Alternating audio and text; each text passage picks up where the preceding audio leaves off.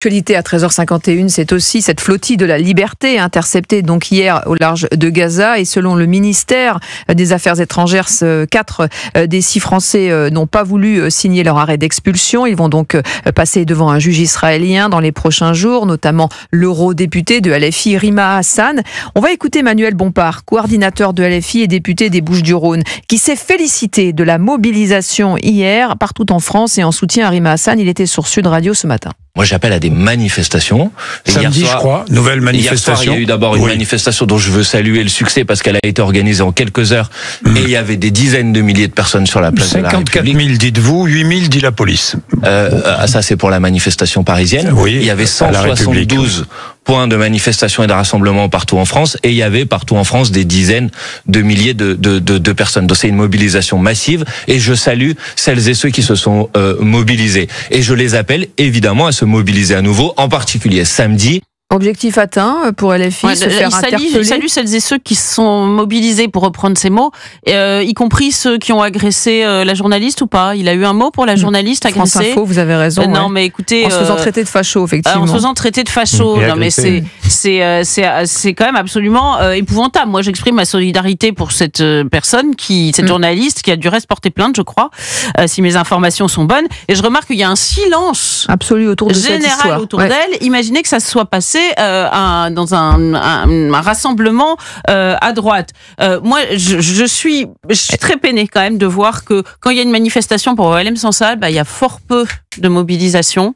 Et là, pour ces otages en chocolat, comme les pains qu'on leur a donnés, qui n'en sont pas, et c'est des otages qui veulent pas le repartir chez eux. C'est un nouveau concept, c'est original. Est-ce que c'était pas ça l'objectif, justement, de se faire interpeller, de refuser l'expulsion, pour qu'on parle d'eux? Le récit a été écrit donc objectif atteint pour la France insoumise. Non, parce que ils ont tellement surjoué la partition que je crois qu'il n'y a pas beaucoup de monde qui est dupe quand même. Alors c'est vrai qu'ils ont eu des grandes capacités de mobilisation autour du mot Gaza. Ça c'est le yacht à selfie, c'est comme ça qu'ils ont le yacht à selfie, c'est comme ça que l'Israël a surnommé ce bateau. On sait qu'il y avait très peu de vivres et finalement de choses à apporter à Gaza. L'essentiel de l'opération, c'était de la mise en scène. Alors je dirais pas qu'ils ont atteint leur objectif parce que le surjeu était grossier, mais néanmoins ils continuent à faire de la gîte propre. Paul Melun. Oui, je crois que c'était effectivement une croisière de communication, et que cette croisière de communication, alors peut-être a-t-elle marché. Moi, j'observe beaucoup, j'ai suivi le compte de Rima Hassan sur les réseaux sociaux. Une opération gagnante pour les filles. Ça fait des dizaines de milliers de retweets quand même et de likes. Oui, mais auprès de ces militants historiques, qu'elle consolide sa base, et que effectivement le mot Gaza est devenu un slogan de ralliement. Moi, je trouve que quand même, sur le fond, cette flottille dessert la cause qu'elle entend servir.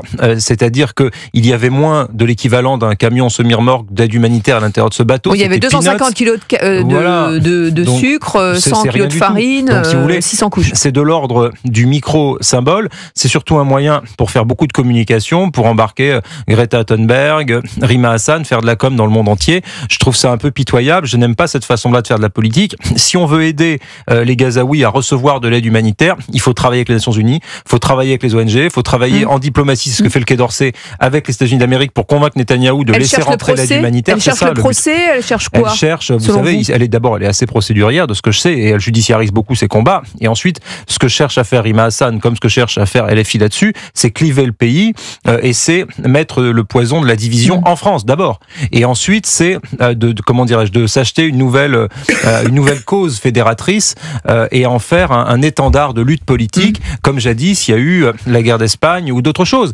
Je pense qu'il y a méprise là-dessus, même si la justice du combat sur l'aide humanitaire à Gaza, moi je le partage, mais je ne partage pas du tout les modes d'action. Et cette aide humanitaire, Israël l'a précisé, sera acheminée, quoi qu'il arrive, vers Gaza.